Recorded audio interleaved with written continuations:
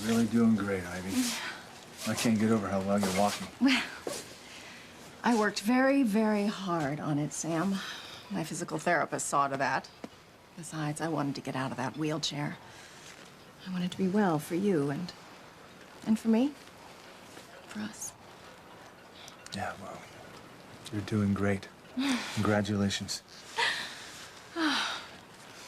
Oh, there's Charity Miguel. They don't look happy. Neither does Kay. Well, it's not easy seeing the father of your child with another woman. Ivy, you didn't tell me Ethan was my son until a few years ago. Oh, I know, Sam. No, I was just saying, I know how painful this must be for Kay. I just wish there was something I could do to help her. But she's so difficult to get through to her these days. I remember when she was young, we were so close.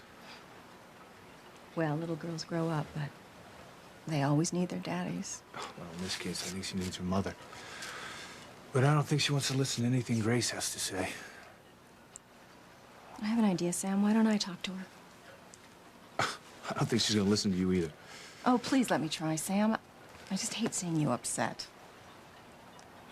All right. I'll do whatever I can to make it better.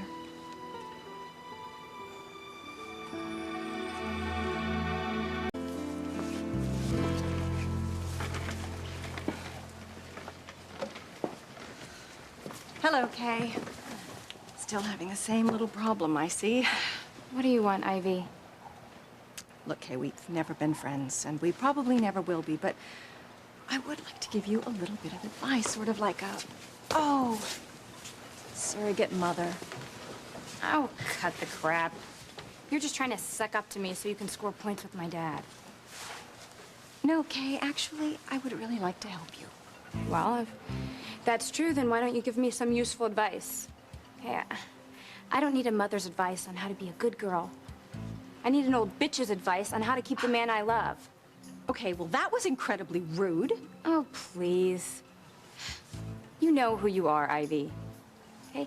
I helped you keep your secrets and your lies so you can get your hooks into my dad. Now, you're gonna help me get Miguel.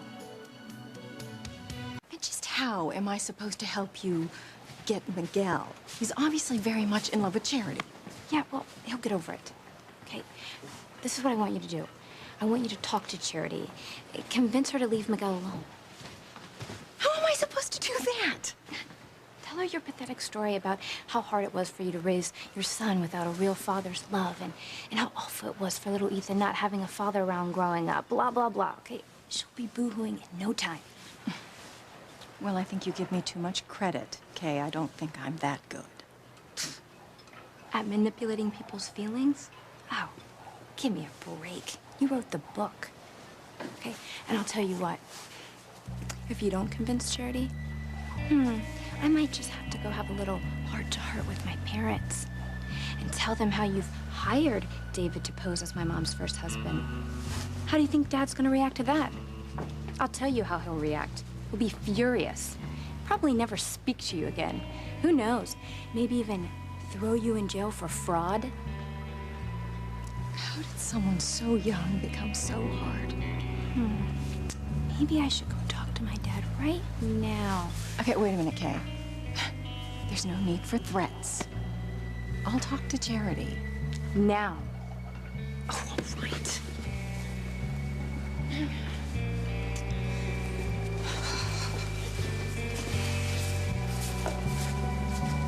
Well, I mean, I don't want to pry, but I saw you and Miguel earlier, and you didn't look very happy. Is there anything I can do?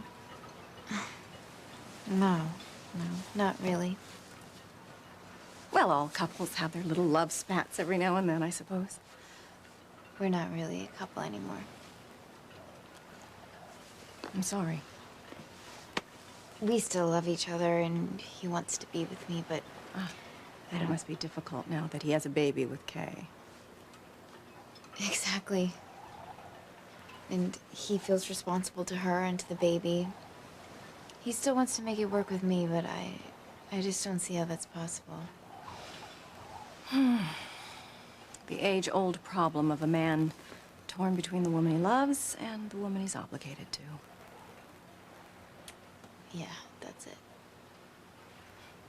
Well, don't get me wrong. I am no great fan of Kay's. I think she is a spoiled, self-centered young woman.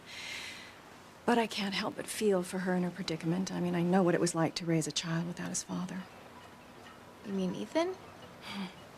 Oh, I desperately wanted Ethan's father in his life, but Sam was obligated to Grace and their children. But weren't you with Julian? Julian thought he was Ethan's father, so wasn't he there for you? No, you can't exactly put Julian and father in the same sentence. No, Julian was never there for any of his children.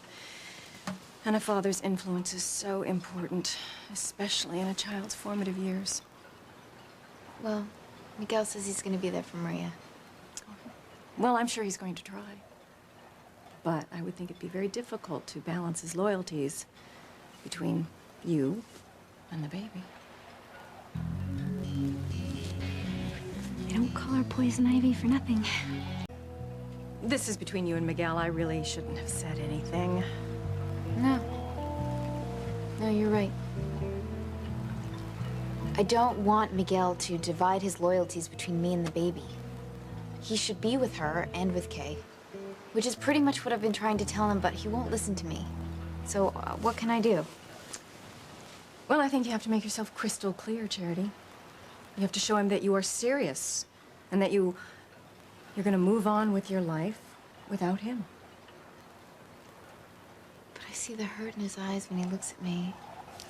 You have to be strong, Charity. You can't agree to meet him. You can't agree to talk to him.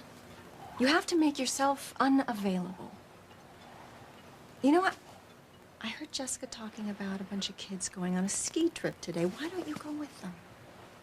No, I can't. I can't afford it, for one thing, and also, I have to study for this test. You're a smart girl, Charity. You can study after you go skiing. Here, let me treat you. That way you can have a day off free from worry and upset. No, I can't take your money. Yes, you can, if I insist. You're young, Charity, free to do what you want to do. You're not the one saddled with a baby. Now go. Enjoy yourself. Have a good day.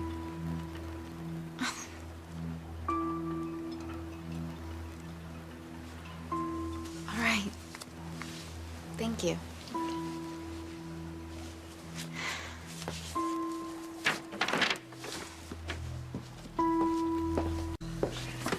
That was brilliant, Ivy. Thank you. Don't thank me. Charity's a nice kid. She doesn't deserve this kind of pain. Like you're one to talk. You didn't have any trouble inflicting this kind of pain on my mom, did you? You tore my family apart, and you didn't think twice about it. That was completely different. Sam loved me long before he ever loved Grace, and he still loves me. Anyone with eyes can see that Miguel is madly in love with Charity. How did you get him to sleep with you anyway? Did you use magic like Jessica's always saying? You're right, okay? If I could use magic, I'd turn you into a toad right here and now. No, okay? I used the same thing you did to seduce my father. That old black magic called feminine wiles, with a little lying and scheming thrown in for good measure. And now, thanks to your help, I'm gonna get Miguel to be all mine.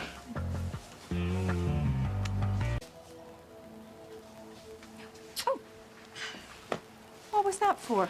Oh, just a little thank you for helping me get Miguel. Well, I'm not happy about making Charity so miserable. I couldn't care less if you're happy. All I care about is that you've managed to get Charity to believe that Miguel's better off with me than with her.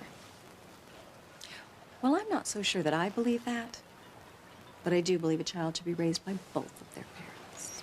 Yeah, well, so do I. And thanks to your words of wisdom, you know, my little Maria might have a chance to grow up with her father. No, I'll have a chance to grow old with Miguel. Poor Miguel. Go to hell, Ivy. Hi, sweetheart. How's my little grandbaby doing? Well, it looks like you two are having a nice conversation. Yeah, it's wonderful. Can't tell you how helpful Ivy's been. I